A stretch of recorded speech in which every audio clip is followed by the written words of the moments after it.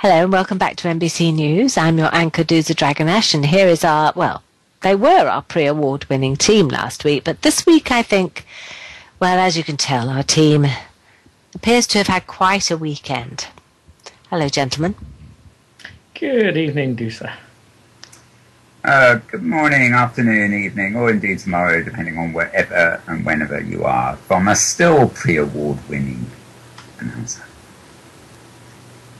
Yeah, well, and Mr. Clarity is apparently trying to break down the doors of Second Life, but to no avail. We can't get in. Now, the Libyan Spring has reached the capital Tripoli to find President Gaddafi is not at home. And for the moment, hostilities have ceased between Israel and Gaza in a very fragile truce. Well, the question is, will Second Life fall victim to the charms of Hogwarts and the Harry Potter Empire? Now, in an article from the Bookseller magazine, the recently opened beta version of the Pottermore site is described as a, quote, game changer, and is seen as the first step towards a virtual world based on the magically popular books of J.K. Rowling. Now, although the site is currently slated to provide news stories and book sales, the bookseller suggests that the cost of creating the world is so trivial that this may well become a reality. And with Sony being both a major sponsor and the owner of the home virtual world, can a virtual Potter world be far away? Well, I think actually they're a bit late, aren't they? I mean, we're surrounded by sites, and we've been surrounded by sites for a little while now, haven't we? By fan sites, anyway. It's funny, you know, even here in Second Life, there's been it's called Hogwarts. There's about 4 sims that have been around since 2008, I think, and they're actually, I gather, being expanded. There's about, it looks on the map as though there's maybe 12 new sims being added, sort of called New Hogwarts. And yeah, people, there are new management, I believe. Yeah, people are selling highly customized avatars for based on Harry Potter. So, and I think Linden's even promoting it a bit. So I suspect we're going to see a lot of it. Well, the difference there is between the fan sites and what may be an official site. And what I'll be curious to see after noticing the involvement with Sony is, as we can also see here, that J.K. Rowling is taking a hold, I think, the whole Potter thing herself. And what that usually means is that at some point the heavy hand of intellectual property will start coming down. And if J.K. can find herself creating a world along with Sony, for which people will pay X amount of pounds and dollars a week to join, then the fan sites may start getting cease and desist letters. But it certainly is likely to be a money-making option if you think about it. Well, I don't know about that, you know, because it didn't come down. Did it come down on Avatar? I don't think it did it? And the I don't know. I don't know J.K. Rowling at all. I've only seen her public persona, but she's very kind to children. So, and there is a childlike quality about the inhabitants of Second Life. I've been down to that, the under new management Hogwarts, I think, is the right one I've been down to, if it's the same one. And it's really gorgeous, actually. I mean, at that point, I think they were maybe 1 or 2 sims in, and it was looking really lovely. Anyway, Google has bought Motorola's mobility division for $12.5 billion in cash. Do you think they got the VAT knocked off?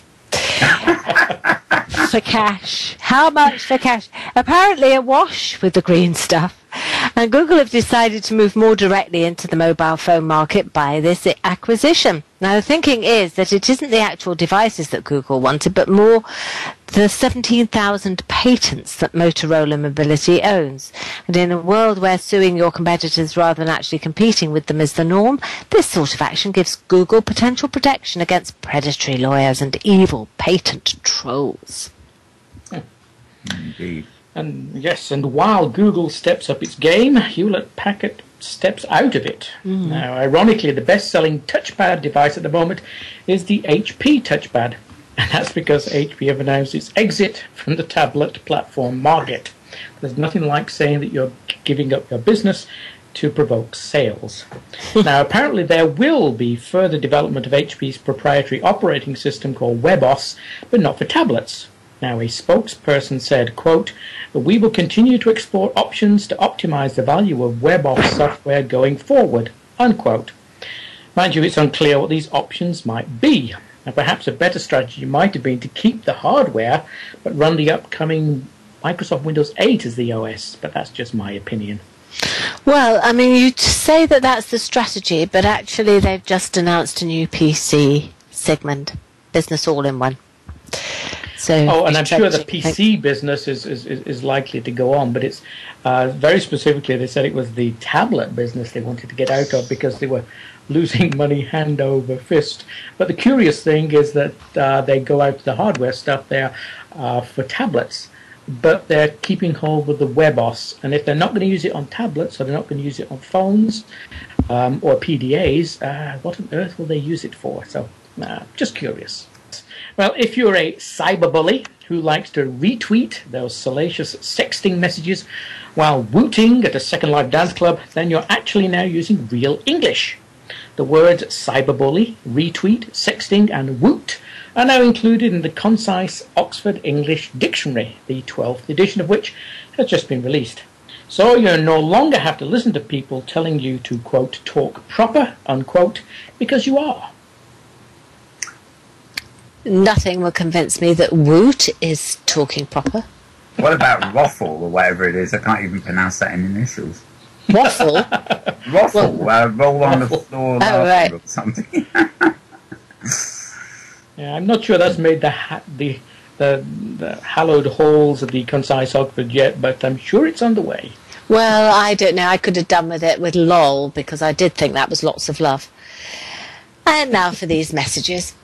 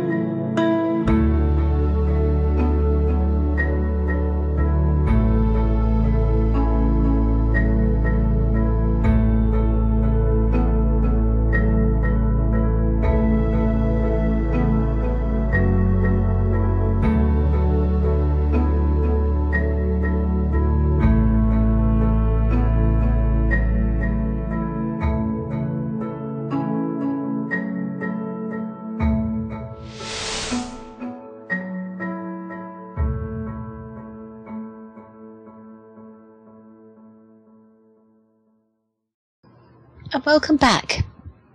And it's over to Mr. Malburn's writer. Well, thank you, Doozer. Actually, there's quite a lot of tech news already gone by there today, but I've got a couple of other items here.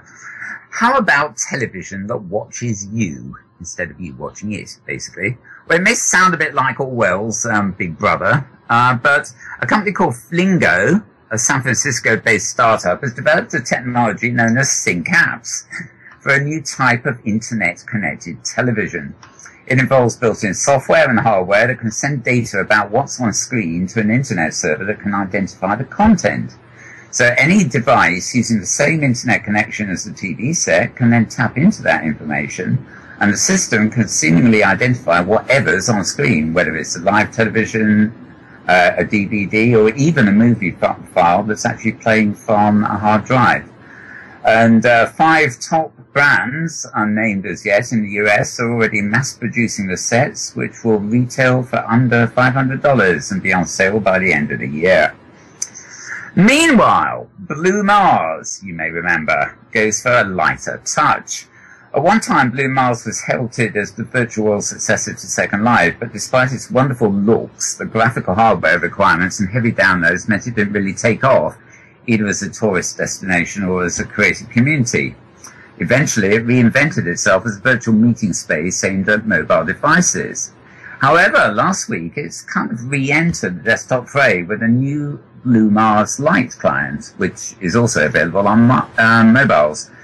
And it simply loads your avatar into a place that you may well go quite often anyway, namely Google Street View.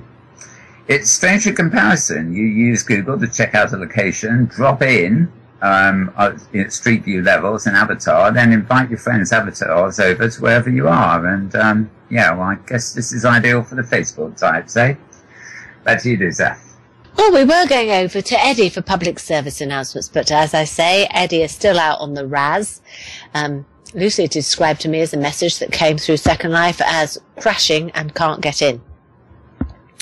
But having taken a look to the left and to the right of me, I think he's out on the RAS. But I may be wrong. Okay, ladies and gentlemen, that's all we have time for this week. And it's good night from them.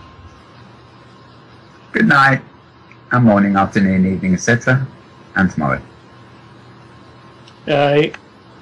Yes, good night, and we'll see you all next week. It is good night from me, and stay safe from MBC News.